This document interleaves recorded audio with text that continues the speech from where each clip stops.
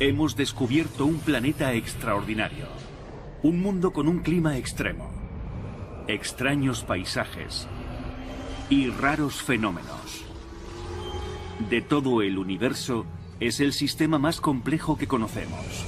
Ese planeta es la Tierra.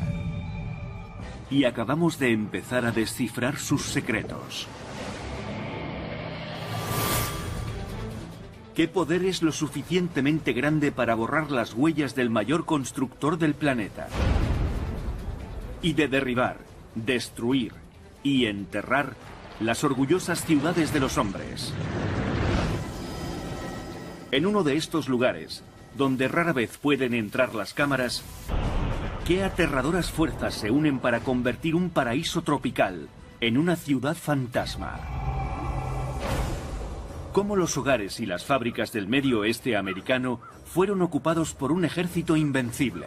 Los árboles crecen con mucha fuerza y pueden destruir rápidamente un edificio. Y a la sombra del huracán Katrina, ¿qué nuevo enemigo marchará contra Nueva Orleans?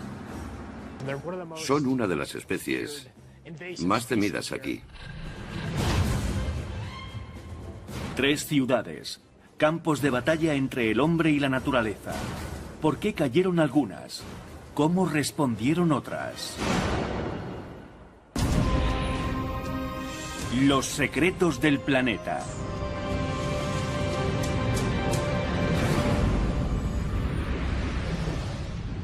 En el planeta Tierra, las ciudades de los hombres han sido construidas para resistir los embates del viento, la lluvia, el calor y el frío.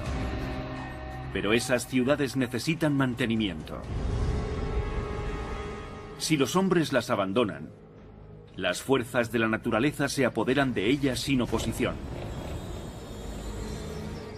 Esta es la historia de 3 ciudades que libran 3 batallas muy distintas contra la naturaleza. La primera, Detroit, Michigan. La ciudad del motor que puso ruedas al mundo. Es la ciudad del coche y de la música Motown. Pero la industria musical se fue a Los Ángeles y la competencia extranjera arruinó a los fabricantes de coches. En Detroit, los trabajadores de la industria automovilística vivían de cerca las fábricas. En la actualidad, donde estaban sus casas, no hay más que campos vacíos. Una tormenta financiera desencadenó un tsunami económico que vació la ciudad. Entre el año 1950 y el año 2000, Detroit perdió la mitad de su población. Entre 2000 y 2010, una cuarta parte de los que aún vivían allí se marcharon. Casi 80.000 edificios quedaron vacíos. La quinta parte de las casas de Detroit quedaron sometidas a la inclemencia de los elementos. Una gran ciudad había caído. Muchos sectores de Detroit están siendo repoblados por bosques. Esto es parte de lo que ha quedado. En tiempo se fabricaban coches. Ahora el viento sopla por los cristales rotos. Es la vanguardia de las victoriosas fuerzas de la naturaleza. Fuerzas que se suponía que estas edificaciones podrían resistir. Detroit tiene una gran tradición de hormigón armado, barras de acero que proporcionaban resistencia a la tracción y estructuras de cemento que solo tienen resistencia a la compresión. El cemento no es muy bueno por sí solo, es frágil, se rompe y se quiebra, por eso se refuerza con acero. Pero el secreto de la resistencia de estos edificios es también su debilidad.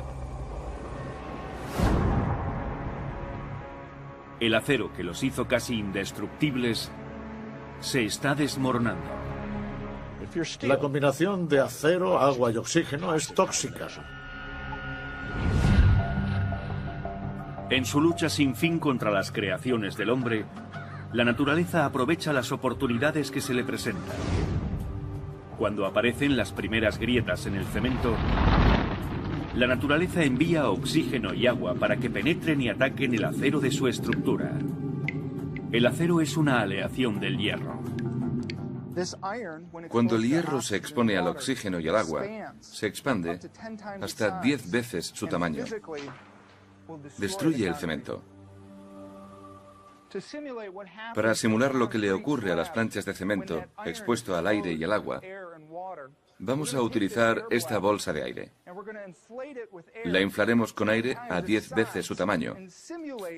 Simularemos la expansión que se produce cuando el hierro reacciona con el oxígeno y el agua. Ya lo vemos.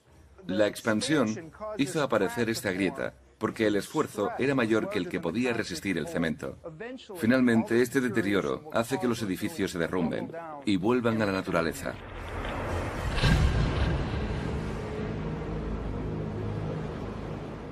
El óxido es el eterno enemigo del metal. Y en la Tierra no hay forma de escapar a él. Pero a 380.000 kilómetros.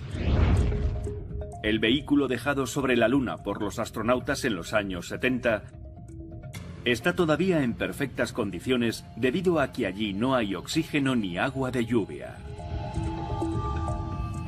En Detroit, un coche empieza a oxidarse al cabo de unos años. Durante el verano en la ciudad del motor, las temperaturas pueden alcanzar los 27 grados, pero Detroit, que está al norte de la ciudad canadiense de Windsor, es también una de las ciudades más frías de América, con una media de más de 1000 milímetros de nieve al año. Este ciclo mortal de heladas seguidas de olas de calor y nuevas heladas rompe los grandes bloques de cemento que formaron parte de lugares de trabajo y hogares. El cemento tiene grietas microscópicas. El agua penetra con mucha facilidad. El secreto del poder destructor del agua se pone de manifiesto con temperaturas inferiores a 0 grados, que convierten el agua de líquida a sólida. El agua sólida forma cristales de hielo que aumentan su volumen en un 10%. Pero para socavar todo un edificio, la naturaleza debe encontrar la manera de meter agua. Una de esas maneras se da aquí, en una factoría de 46.000 metros cuadrados que en tiempos alojaba una cadena de montaje de Cadillac y que ahora ha sido invadida por un ejército de árboles. La tierra y los sedimentos son depositados por el viento. Con el tiempo llega una semilla que germina y crece. Luego se convierte en un gran árbol. Las raíces llegan a romper los tejados, lo que favorece la ruina de la fábrica al entrar agua. Como fuerzas de ocupación, los bosques de los tejados marchan sin oposición por encima de los edificios abandonados de Detroit. Pero el norte del Medio Oeste no es el único lugar donde los árboles destruyen las estructuras de los hombres. Quizás el ejemplo más dramático se encuentre al otro lado del mundo. En las selvas del interior de Camboya, los árboles se están apoderando de los templos de Angkor Wat, abandonados hace 500 años. El culpable principal es la higuera parásita, que crece por las paredes del templo. Las raíces fragmentan los bloques de piedra hasta que fallan los elementos de carga y se inicia el colapso.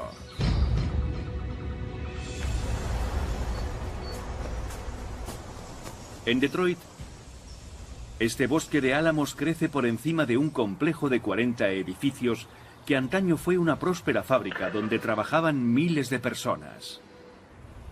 Fue abandonado en 1999 y la naturaleza lo invadió a una velocidad salvaje. Ahora los árboles han formado un equipo de demolición, abriendo los tejados como si de un ejército de abridores de latas se tratara. Los árboles pequeños crecen con mucha fuerza y gran persistencia. En poco tiempo pueden empezar a destruir edificios. Mientras que las fuerzas naturales destruyen los tejados de Detroit, el plan de guerra de la naturaleza contra esta en tiempos orgullosa ciudad recibe una inesperada ayuda de la gente que sigue viviendo aquí.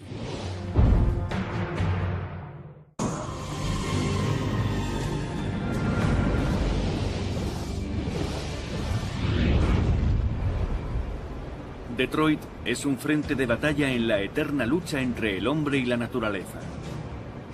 Cuando los humanos abandonaron la mitad de la ciudad, la naturaleza desplegó sus fuerzas de ocupación contra los edificios abandonados. Las estructuras se convirtieron en el objetivo a conquistar o destruir.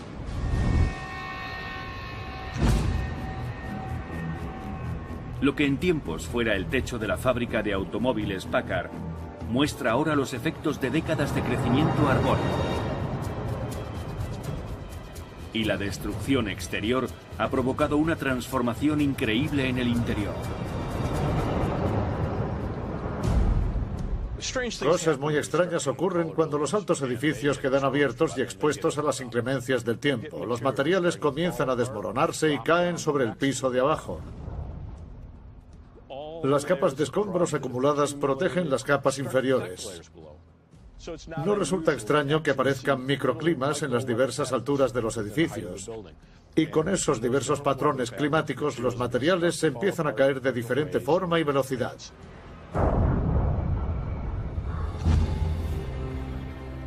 La naturaleza invasora ha formado colonias permanentes en el edificio. Conforme la temperatura del aire se hace más estable en los pisos intermedios, aparece un invernadero. La flora brota ante una renovada fuerza de irrigación que la alimenta desde arriba. En el ciclo hidrológico natural, el agua cae hacia el suelo y se deposita en zonas que tienen tierra con una pequeña cantidad de materia orgánica. Entonces, los organismos biológicos empiezan a echar raíces. Se produce una humedad permanente que puede tener un efecto muy destructor si no se retira el agua del edificio.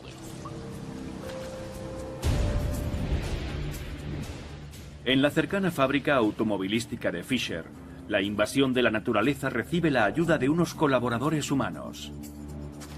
Chatarreros que buscan entre los esqueletos de los edificios abandonados, contribuyendo a derruir la antigua ciudad.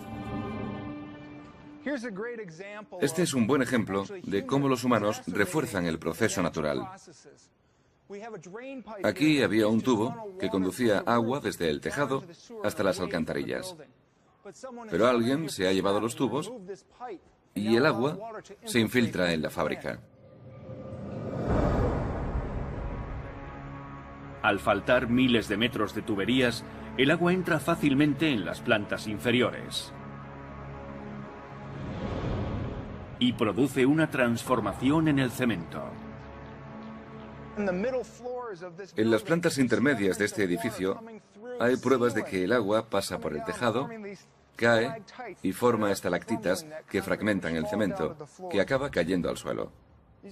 Eso prueba que hay minerales que se han disuelto en la superficie superior y han caído, y se han depositado creando esas largas y esbeltas formaciones.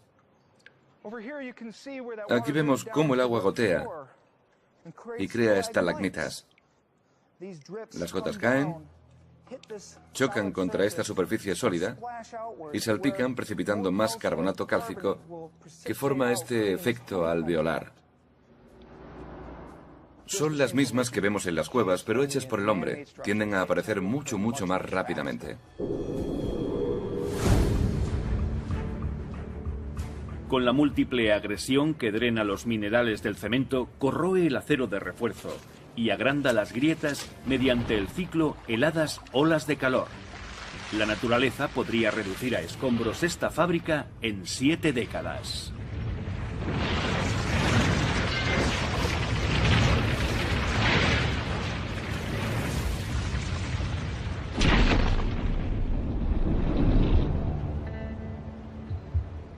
Frente a la fábrica de Fisher, la naturaleza se ha apoderado de los hogares de los trabajadores de la automoción que se marcharon de Detroit cuando desaparecieron sus empleos. Cuando Detroit estaba en pleno crecimiento, se construían muchos más apartamentos, casas y chalets que en cualquier otro lugar del país. Actualmente, más de 1 de cada 4 zonas residenciales de Detroit están deshabitadas, rodeadas por los ejércitos de la naturaleza.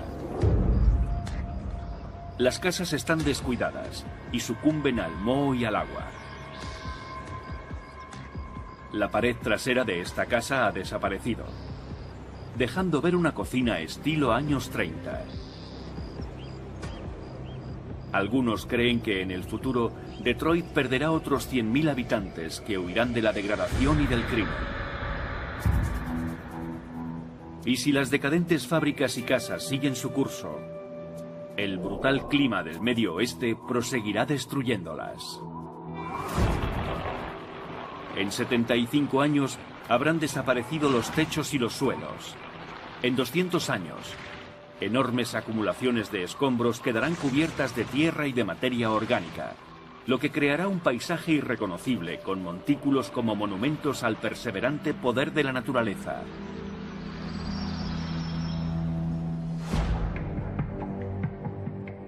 A miles de kilómetros de distancia se ha producido otra batalla. Aquí, la naturaleza expulsó al hombre y destruyó sus hogares. Ahora trata de ocultar cualquier signo de que los humanos estuvieron aquí.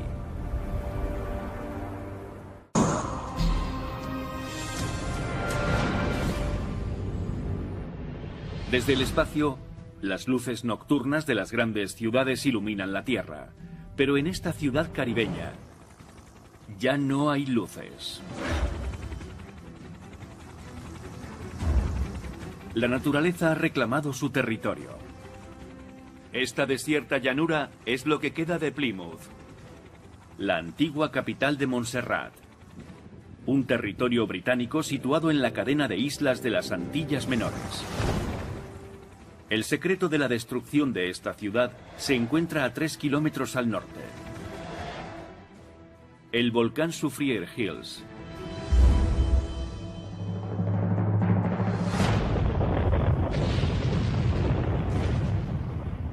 Una serie de erupciones a lo largo de 9 meses condujo finalmente a una evacuación masiva de la ciudad.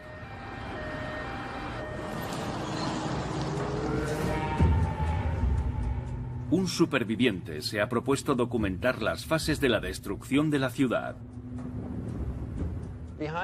Detrás de mí se encuentra lo que queda de Plymouth. Era una ciudad de 2.000 o 3.000 habitantes, una preciosa y ajetreada ciudad caribeña. La mayor parte se encuentra ahora enterrada bajo entre 7 y 9 metros de materiales que provienen del volcán.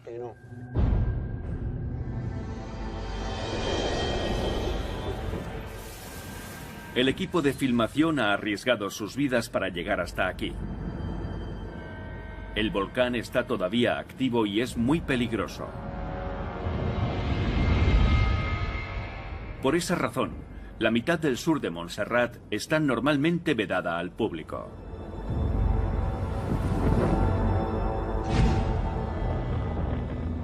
Las erupciones que finalmente enterraron Plymouth empezaron en el verano de 1995. En un hermoso día de verano empezó la catástrofe con una gran erupción freática. O sea, una erupción fría. Parecía un gran horno que estuviera aclarando su garganta. Cayó sobre la ciudad y lo ennegreció todo.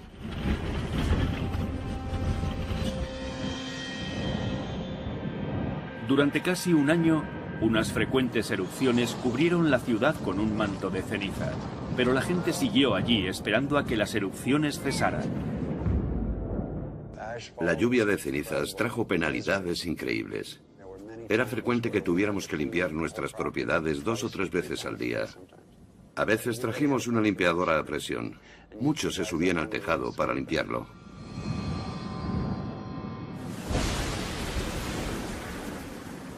Mezclada con la lluvia, el peso de las cenizas se dobló, causando un desplome general de los tejados.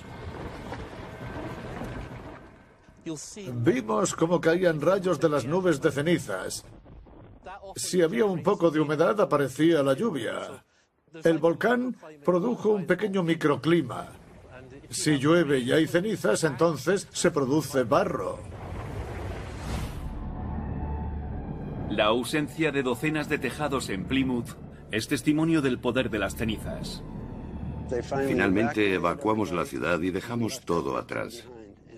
No volvimos jamás. Eso fue en abril del 96.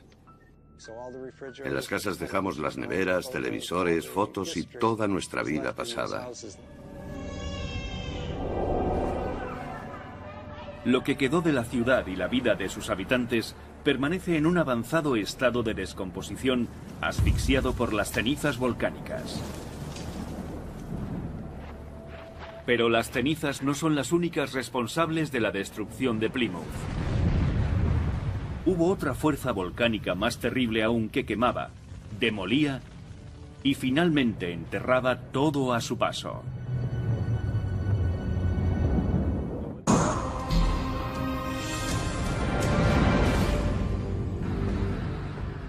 Plymouth era una ciudad construida a la sombra de un volcán, como si los hombres hubieran pactado con los poderes de destrucción.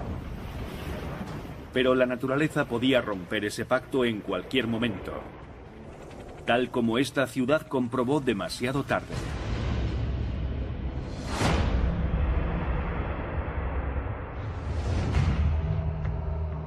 En la caribeña isla Esmeralda de Montserrat, unas continuas erupciones enterraron la ciudad de Plymouth.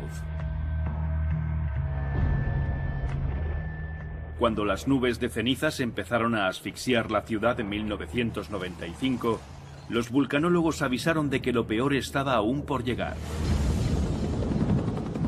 En diciembre de 1995, el volcán azotó con una fuerza natural aún más terrorífica: el flujo piroclástico.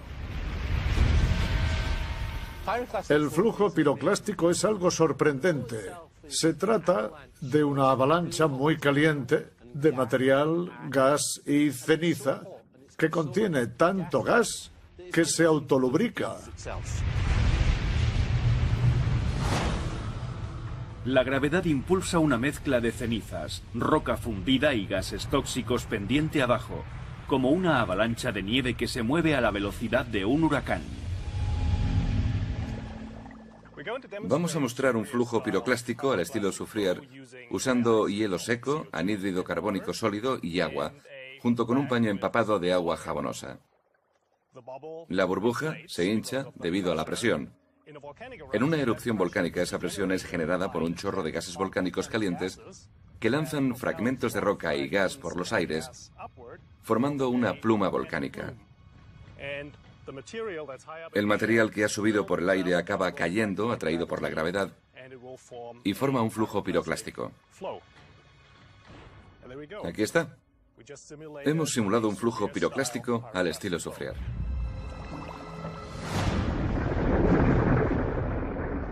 En el volcán de Montserrat, los observadores predijeron el flujo piroclástico y recomendaron la evacuación para evitar grandes pérdidas humanas en Plymouth.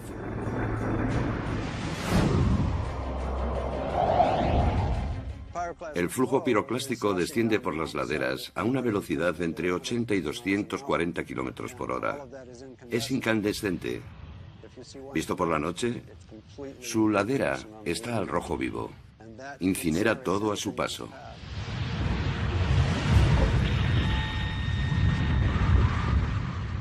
Las rocas parcialmente fundidas, algunas del tamaño de una casa, alcanzan temperaturas de 650 grados. Cuando cayeron sobre Plymouth en 1997, los edificios de madera ardieron al entrar en contacto con ellas. A ambos lados de Fort Gaunt, los edificios cayeron pasto de las llamas. Entonces, todos los que todavía confiaban en volver a Plymouth se dieron cuenta de que jamás regresarían. La ciudad ardió hasta los cimientos. Lo que el flujo piroclástico no pudo incinerar quedó reducido a añicos. Los depósitos de flujo piroclástico contienen toda una gama de materiales, desde cenizas de grano muy fino hasta bloques del tamaño de una casa pequeña. e incluso mayores. Puede destruir edificios y arrancar los tejados. Puede derribar muros de cemento en cuestión de segundos. Aunque la mayor parte de Plymouth ardió, quedó destruida o enterrada, el flujo respetó un puñado de edificios.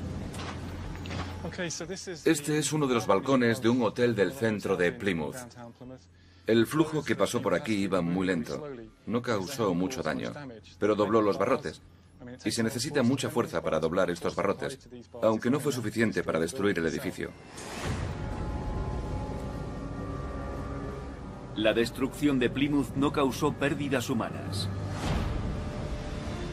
Pero otra ciudad caribeña no tuvo tanta suerte. En 1902, el flujo piroclástico del Mount Pele de la Martinica mató a unas 30.000 personas en la isla de Saint-Pierre en cuestión de minutos. Era un tiempo en el que la vulcanología no ofrecía alertas tempranas.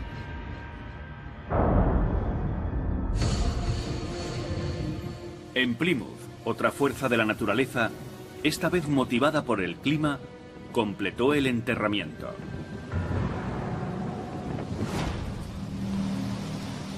Fue en 1998 cuando las lluvias del huracán George cayeron sobre Montserrat y activaron un nuevo fenómeno llamado lahar.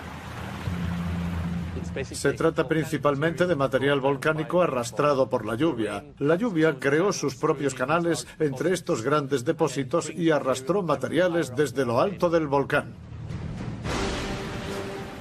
Al llover desde alturas superiores, el agua removió antiguos depósitos piroclásticos de ceniza y rocas, convirtiéndolos en una densa pasta parecida al cemento húmedo que cubrió todo lo que encontraba.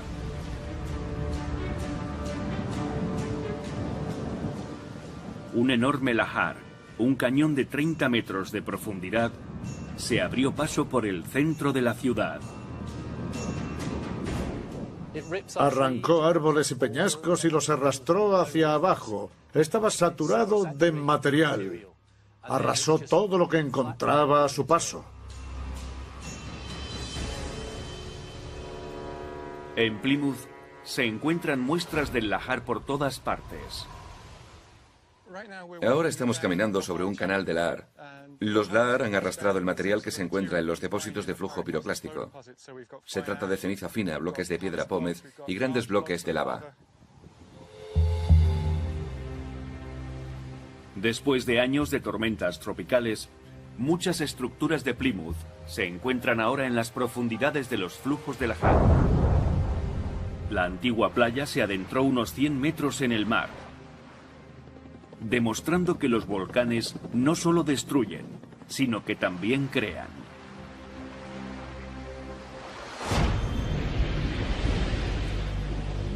No obstante, su destrucción es más evidente en esta parte de Plymouth.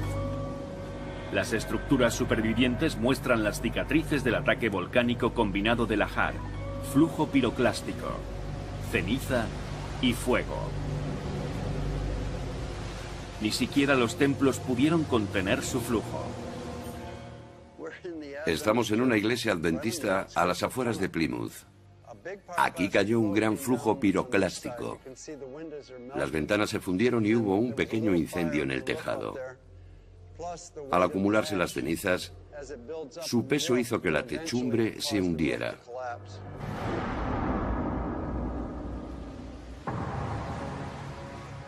El ansia de la naturaleza por recobrar esta antaño hermosa ciudad proseguirá hasta no dejar traza de ella. Después de las erupciones, en tan solo 2 décadas, una jungla tropical sustituirá la asolada planicie volcánica, ocultando Plymouth para siempre.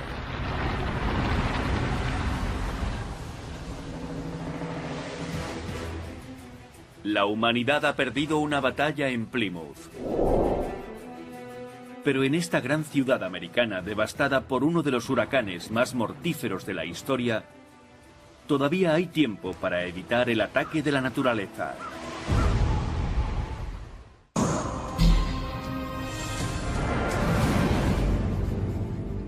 Cuando los seres humanos edifican sus casas y ciudades, resulta de importancia crítica mantenerlas para contener la naturaleza.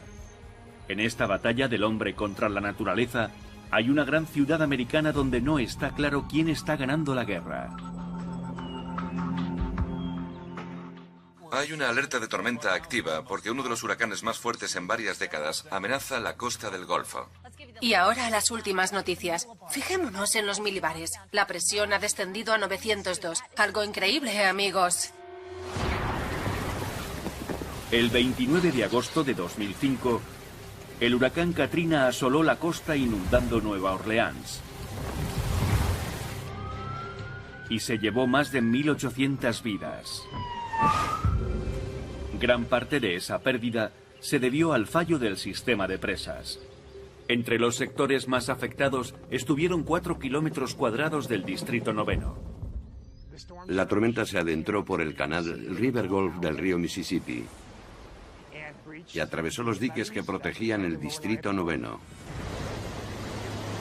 En la ciudad, la inundación no solo se llevó vidas, sino que barrió un pujante ecosistema urbano. Arrasó toda la vegetación y muchas casas. Arrastró las viviendas cientos de metros y destruyó la naturaleza del vecindario. Acabamos siendo un desierto botánico. Cuando llegaron los biólogos se quedaron con la boca abierta y se preguntaron, ¿qué va a pasar ahora? ¿Cómo se reproducirán las plantas? Cerca de una década más tarde, la lucha por reconstruir y repoblar el Distrito Noveno sigue siendo un duelo entre el hombre y la naturaleza. Antes del Katrina, unas 14.000 personas vivían en casas como esta. Actualmente, en cada vivienda abandonada, han aparecido ejércitos de plantas nativas y no nativas. Los matojos se extienden sin hallar resistencia. Árboles invasores remueven las paredes y los cimientos, mientras que las enredaderas crecen libremente por los suelos.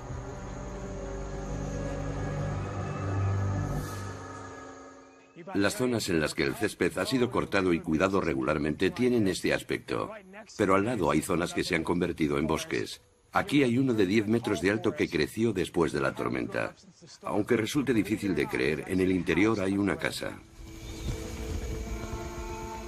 El crecimiento exponencial es alimentado por el clima del pantano. Con una media de 1.620 milímetros de precipitaciones anuales y aproximadamente 354 días al año con temperaturas por encima de cero, una planta típica de Luisiana del Sur crece varios centímetros en unos pocos días. En toda Nueva Orleans la tierra es fenomenal porque estamos en el estuario del Mississippi y el suelo es de aluvión. Durante miles de años se han ido posando sedimentos del interior de América. Cuando el huracán Katrina destruyó el ecosistema, docenas de especies invasoras sofocaron a las plantas nativas. Finalmente, la mayoría de las casas fueron abandonadas, quedaron vacías. En las parcelas han crecido lo que llamamos un gran número de procesos de secesión secundarios. Nuevas plantas se apoderaron de sitios urbanos a los que anteriormente no se les permitía pasar. Enredaderas asesinas trepan incesantemente por el follaje, bloqueando la luz del sol y rompiendo los tallos de las plantas nativas. Los árboles del cebo alcanzan alturas de 18 metros, absorben los nutrientes del suelo y se extienden rápidamente produciendo hasta 100.000 semillas al año. Cuando alguien mira solo de plantas creciendo, es difícil percatarse del desastre. Pero ocurre que hay una gran batalla en curso, una batalla ecológica. Se compite por la luz del sol, tratando de alcanzar la cima. El crecimiento es tan exuberante que supera los servicios de mantenimiento, que son incapaces de limpiar los terrenos.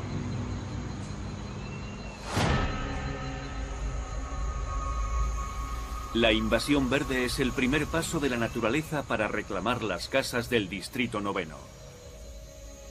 Cuando las plantas y árboles perforan los techos, abren nuevos caminos para las lluvias que trae el viento. Como la estructura de las casas es de madera en el 95%, un microscópico depredador puede darse un festín. La Serpula lacrimans. Es un hongo conocido normalmente como podredumbre seca. Se introduce en la madera húmeda y es un agente natural que se alimenta de ella. Con el tiempo la madera acaba descomponiéndose. En el sur de Luisiana, el clima húmedo ayuda a mantener agua en la madera por encima del 20%, el ambiente ideal para que los hongos se alimenten y propaguen. Los hongos se alimentan de la sustancia que da resistencia a la madera, la celulosa, produciendo una masa esponjosa. Abandonadas hace solo 10 años, estas casas están empezando a hundirse. En contraste con estas construcciones de madera que hace 100 años fueron abandonadas, pero que aún permanecen intactas. Construidas en la isla de Ross, en la Antártida, a principios del siglo XX, estas cabañas alojaron a los exploradores Robert Scott y a Sir Ernest Shackleton. Las cabañas y su contenido parecen congelados en el tiempo. Eso se debe a que los organismos como la podredumbre seca y el moho solo crecen en ambientes cálidos. Necesitan calor y humedad, y la Antártida no los posee. De hecho, es uno de los lugares más secos del planeta. En Nueva Orleans, el clima es perfecto para los organismos que se alimentan de las casas abandonadas. Los científicos creyeron que las aguas de la inundación barrerían a la criatura más destructiva de la región, pero sobrevivió gracias a un extraño secreto.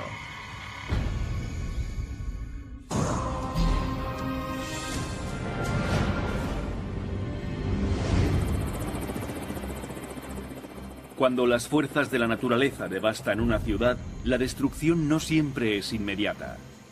A veces, como en el vecindario del Distrito 9 de Nueva Orleans, pueden pasar muchos años antes de que se apoderen de la ciudad. Las aguas del huracán Katrina mataron a cientos de habitantes y convirtieron el ecosistema en un erial botánico. Las casas abandonadas están siendo consumidas por la naturaleza. El definitivo destructor de hogares ha permanecido por debajo del Distrito 9 bajo los años 60, y esta voraz criatura no es una termita corriente. La termita subterránea de Formosa es la más destructora de las termitas. ¿La razón? Una colonia tradicional de termitas de madera seca contiene varios miles de miembros. Una colonia de termitas de Formosa puede alcanzar más de 1 millón. Aparecen en primavera y se comen las casas. Son las más temidas de las especies invasoras que hay aquí. La termita de Formosa es una especie de termita superevolucionada. Sus colonias son mayores que las de nuestras termitas nativas.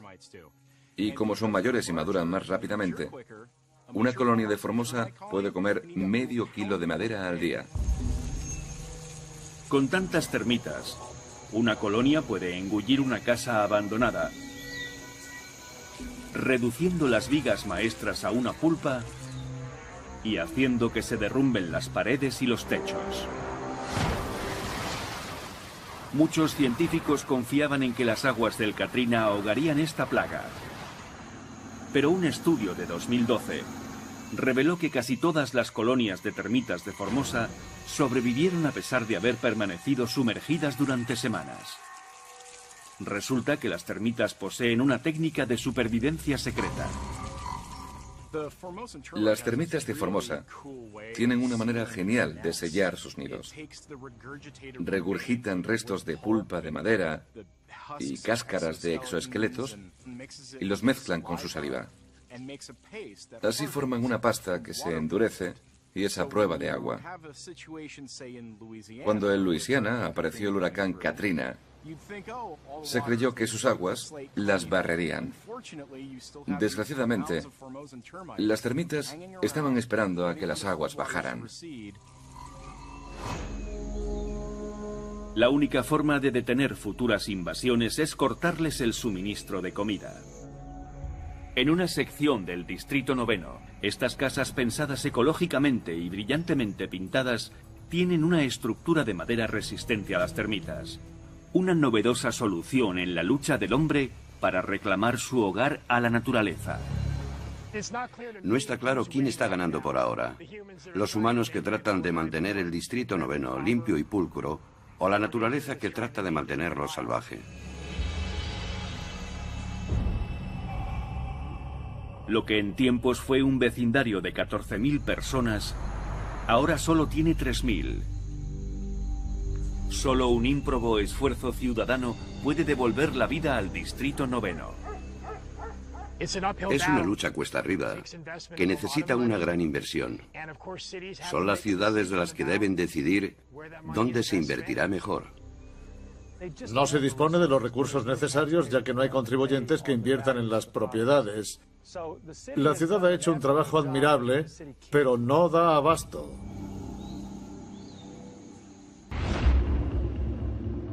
Por todo el planeta, fantasmales ciudades abandonadas revelan un escalofriante secreto de la Tierra.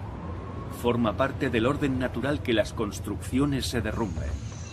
La naturaleza posee muchas armas para apoderarse de lo que el hombre ha edificado. La naturaleza quiere devolver las cosas a como deberían estar según ella. Nuestra atención y persistencia no son tan constantes como las de la naturaleza. Nos distraemos, construimos un edificio y luego nos olvidamos. Debemos seguir manteniéndolo si no queremos que la naturaleza se apodere de él. La batalla entre el hombre y la naturaleza continúa. La defensa del hombre es ingeniosa, pero al final, la naturaleza tiene una gran ventaja. A diferencia del hombre, la naturaleza no cesa en sus ataques. La naturaleza nunca se rinde.